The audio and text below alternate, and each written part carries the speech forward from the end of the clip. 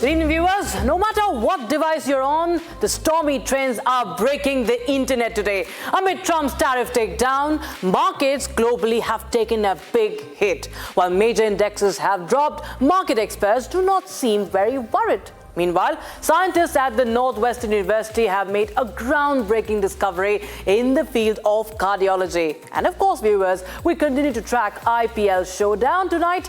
And not just this, it looks like Vietnam wants to slash its tariffs to zero. That's the Trump effect. And we have this and a lot more packed into tonight's show. Let's get at what is trending today with me, Rakshita Mishra.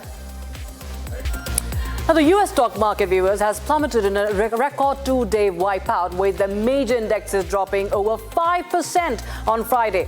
That is on the 5th of April.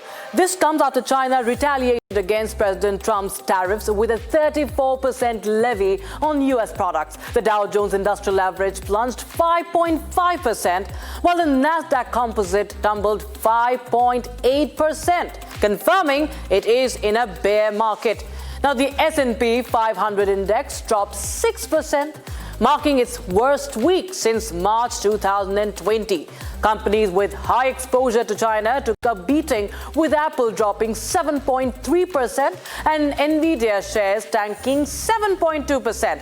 Other top losers included Boeing, Goldman Sachs Group, and JPMorgan Chase. Experts warn that the escalating trade war could lead to a recession.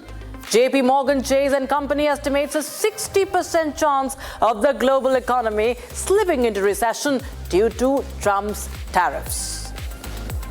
In fact, viewers, to understand these concerns and do they really, have a bearing, or are these fears going to come true, I spoke to economist P.K. Basu. Let's take a listen to what he said.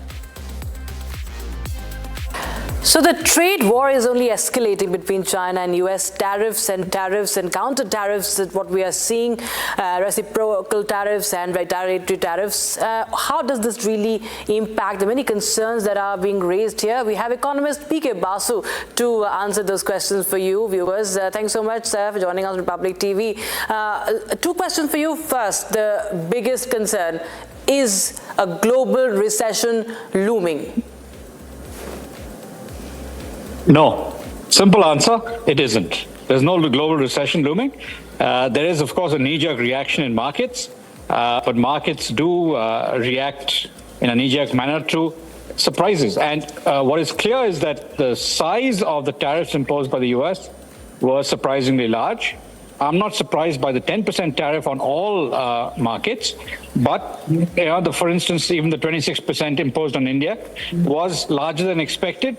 And the size of the tariffs imposed on China, Vietnam, Cambodia, Bangladesh, etc., were surprisingly high.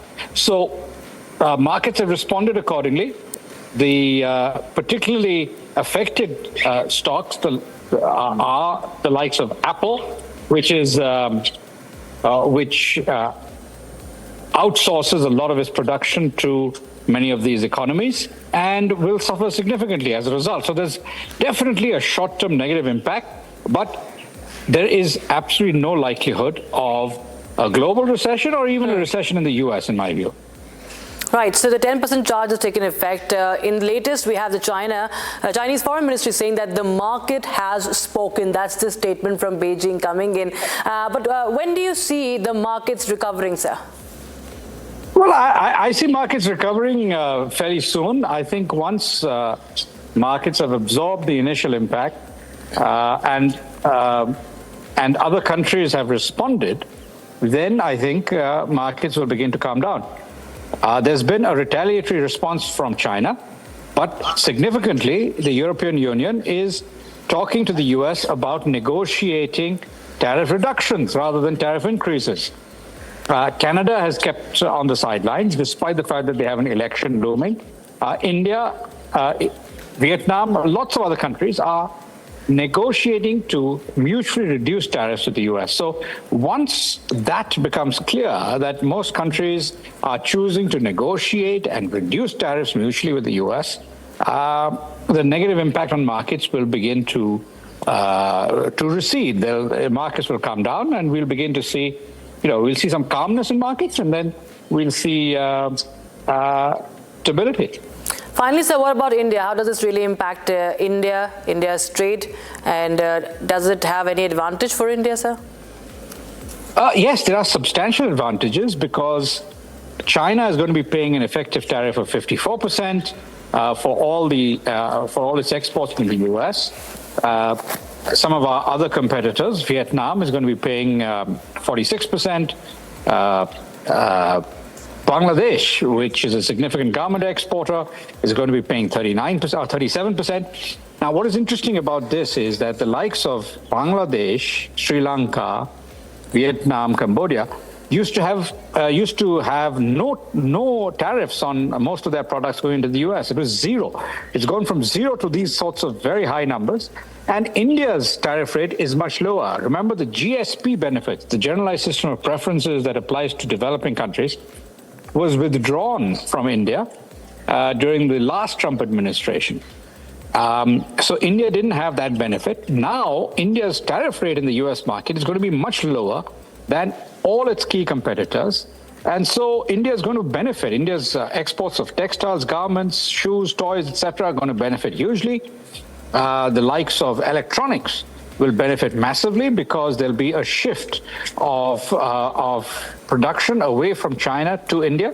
So Apple iPhones, there was an ongoing shift that will only accelerate because it'll become much more expensive to produce both iPhones and their components in the United States than to produce them in India. So we'll see a shift of Apple production. It's the likes of Honhai, etc., producing. And the likes of Tata Electronics, which has set up manufacturing facilities in India to supply Apple, will benefit hugely. Right. P.K. Basu, thanks so much, as always, for joining us on Republic TV. Always a pleasure speaking to you. My pleasure, too. Thank you. Moving on, scientists at Northwestern University have made a groundbreaking discovery in the field of cardiology. Now, they have developed the world's smallest pacemaker, measuring that smaller than a grain of rice. Now, this innovative device has the potential to revolutionize heart care by providing a temporary solution for regulating heartbeat. The miniature pacemaker is still in its early stages, but it promises to make a significant impact in the medical field. By being so small, it can be implanted with minimal invasion, reducing the risk of complications. Now, this breakthrough could lead to new possibilities in heart care and treatment.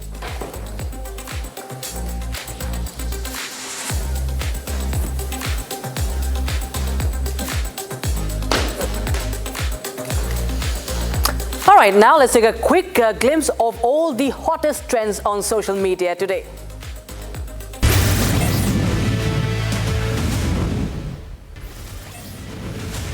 Mark Zuckerberg just dropped a whopping $23 million on a luxurious residence in Washington, D.C. The Meta CEO's new pad is located in the swanky Woodland Normanstone neighborhood near the Observatory Circle.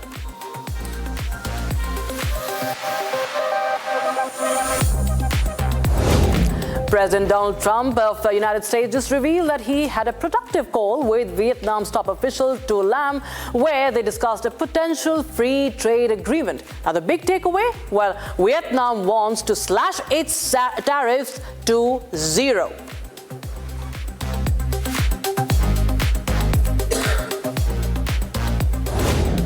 Protesters in Serbia paid their respects to the 15 victims of a train station collapse when chaos erupted.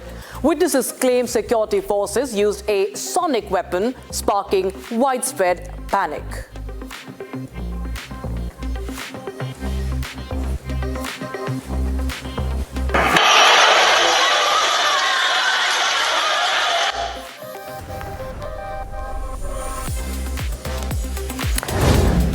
As Houthis continue to target U.S. and Israeli ships, U.S. launched an airstrike against the terrorist group. Trump shared the video vowing to continue attacks on the terrorist group until they no longer pose a threat to freedom of navigation.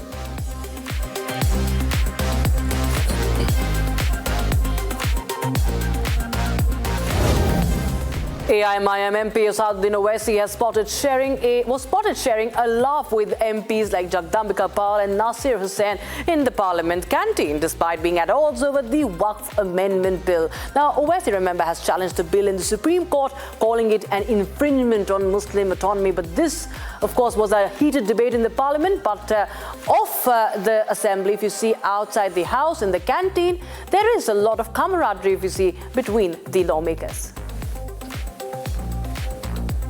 लेकर आओ सबके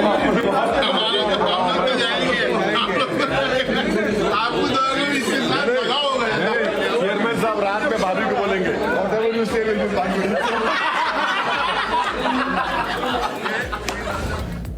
Barack Obama's 2 terms as US president took a toll on his marriage to Michelle Obama, but he is working to make amends. In a recent interview at Hamilton College, Obama admitted to being in a deep deficit with his wife, acknowledging the strain his presidency had put on their relationship.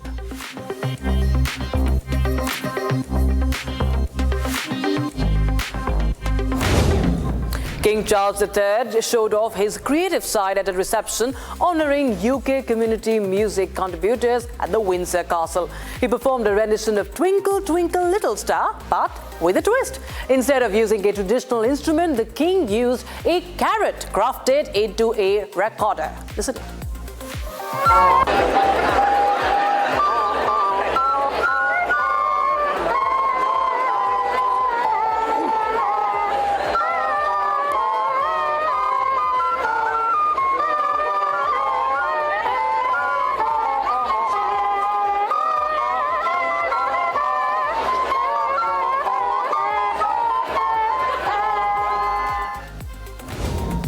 The Indian Army has successfully tested the Army version of the medium-range surface-to-air missile in a series of 4 back-to-back flight tests from Dr. APJ Abdul Kalam Island in Odisha. Each missile hit its high-speed aerial target with precision, covering long-range, short-range, high and low-altitude scenarios.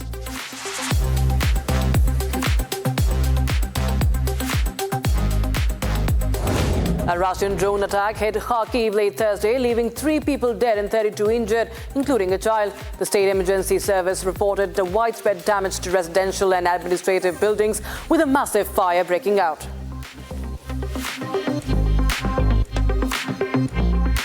Opponents of President Donald Trump and Elon Musk are rallying across the United States to protest the administration's actions on several issues.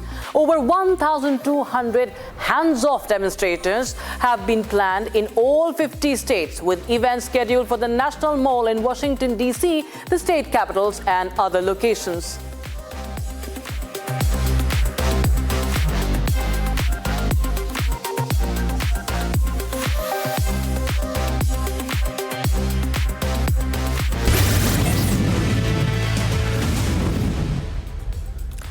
It's time to tell you the latest from the world of cricket. It's tonight's IPL showdown. Rajasthan would look to maintain their historical edge over Punjab, which is led by Shreyas Iyer, of course, and it won't be very easy with the informed captain that's already smashed back-to-back half centuries. There you have the head-to-head battle. Today's battle can be rightly dubbed as a clash between a team with all-rounders, that is Punjab, against a side without any all-rounder, being Rajasthan. The Punjab versus Rajasthan match is set to favour the batters and bowlers equally easy as per Chandigarh's new cricket stadium pitch conditions. And in fact, viewers, all eyes are going to be on Shreyas Iyer and the key player like Marcus Stoinis, Glenn Maxwell, Marco Jansen, who add depth to their lineup, allowing them to mix up their strategies. On the other hand, Rajasthan will rely heavily on the specialist batters and bowlers like Jofra Archer and Sanju Samson. In fact, my colleague Shane is joining us live on the broadcast from the digital floor from the sports desk. And, well, Shane, it is going to be a very interesting battle tonight. First of all, tell us the pitch report and the toss update and any changes to the sides.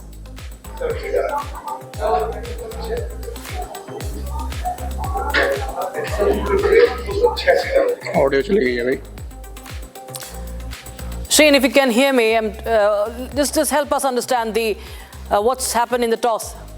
So that when you're looking at it from a historical perspective, I mean, in the toss, you've had, Punjab Kings are bowling first after having won the toss. And this is definitely going to be an interesting match for Punjab. I mean, they've won 2 out of 2 so far in this particular IPL. But last season, where they really struggled was their form in their new home in Chandigarh. Now, they won only 1 match there out of 5, which means that this is really a bit of a hurdle for this new look Punjab to overcome. Can they have better home form in the 2025 season? Because that would definitely be key to them potentially making a run to the playoffs. As for Rajasthan Royals, they have a bit of a boost of their own. Sanju Samson, the captain, is back. He's going to be captaining the side after 3 games. He's been cleared to keep the wickets as well.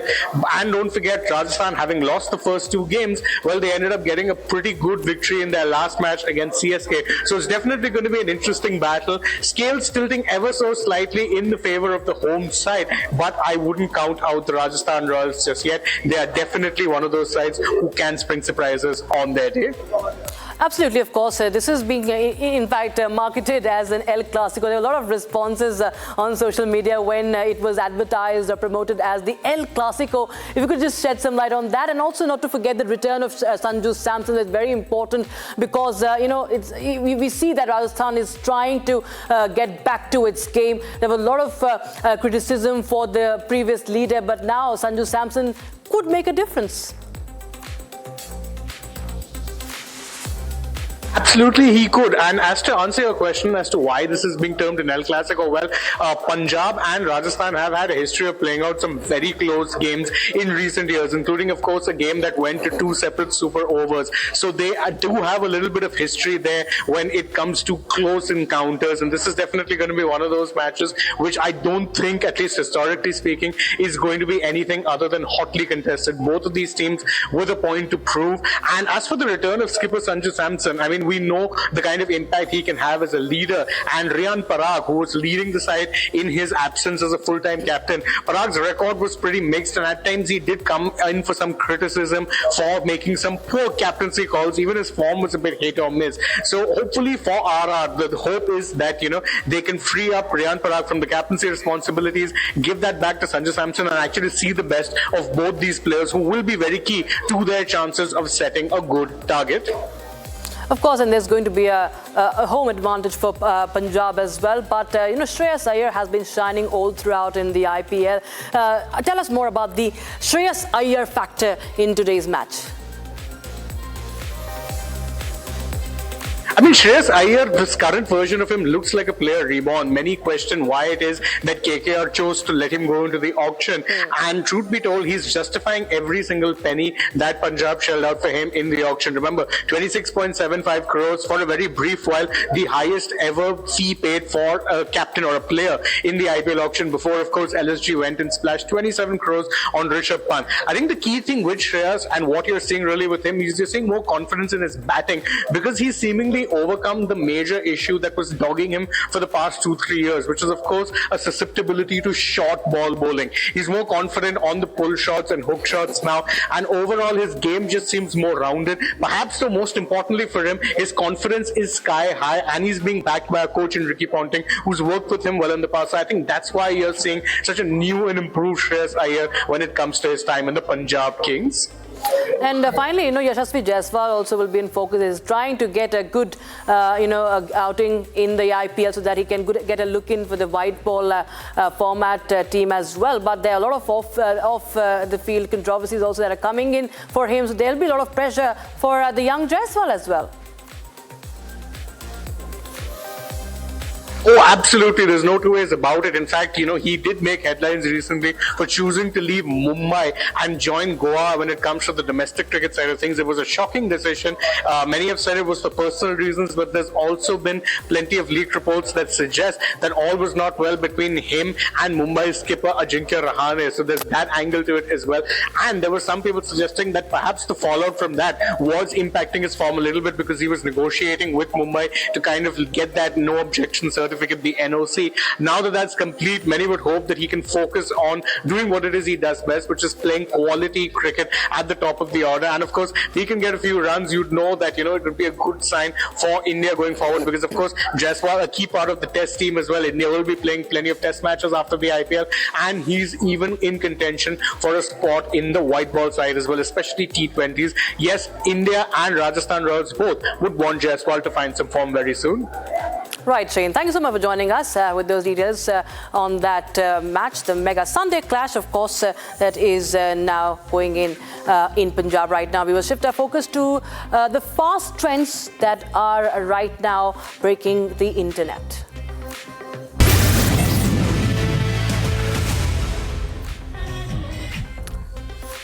Celebrations broke out among Yoon Suk Yeol's detractors in Seoul after the Constitutional Court voted to uphold his impeachment and remove him from office. Now, these were the scenes from the streets of Korean capital Seoul as the suspended president was stripped of his pass.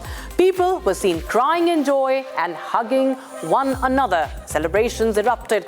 The South Korean court has said in its unanimous ruling, that the then president's declaration of martial law in December violated the country's constitution, including mobilizing military and police forces to obstruct the National Assembly's exercise of its authority.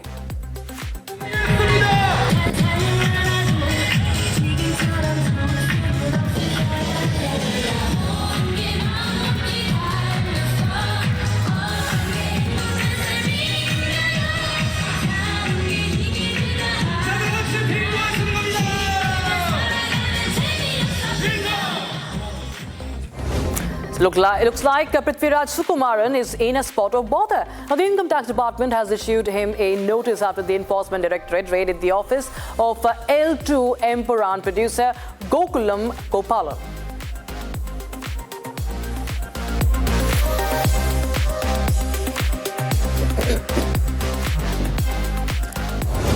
The final ODI between New Zealand and Pakistan just got a whole lot uglier. Pakistan's Khushdil Shah lost his cool and attacked the spectators in New Zealand after being taunted by them. The shocking incident took place during the match, and the security had to step in to drag Shah away.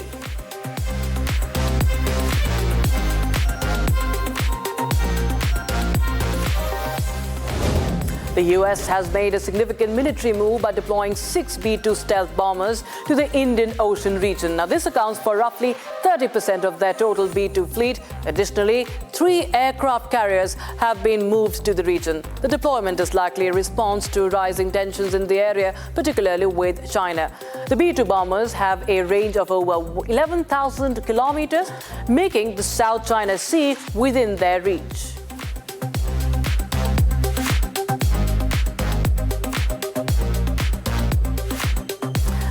Now, viewers, just check out this incredible encounter. A diver on an expedition off the coast of Cabo San Lucas in Mexico caught an amazing moment on camera. Another diver swimming alongside a massive sunfish. Now, sunfish are the largest bony fish in the world and can grow up to 3 meters in length and weigh over 2,000 kilograms.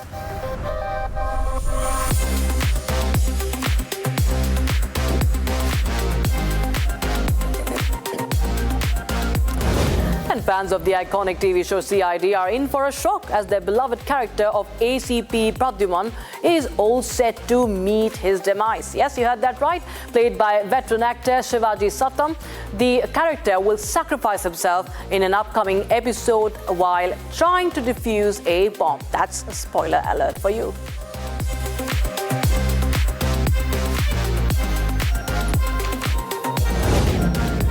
A woman serving time for murder made headlines recently for lunging at her attorney during a hearing for new assault charges. The intense moment unfolded when the woman, who had been convicted of chopping up her boyfriend, became aggressive and attacked her lawyer, as you can see in this video.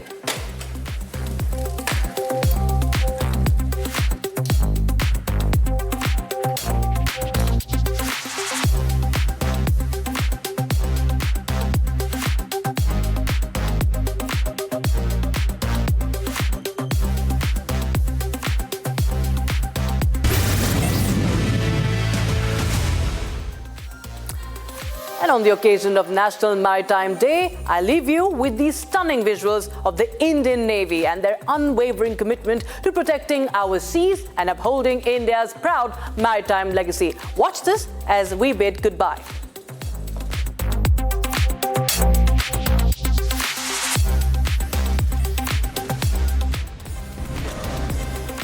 A maritime nation since time immemorial, where the ocean has always been more than just water. These oceans fuel our economy, shaping trade and transformation.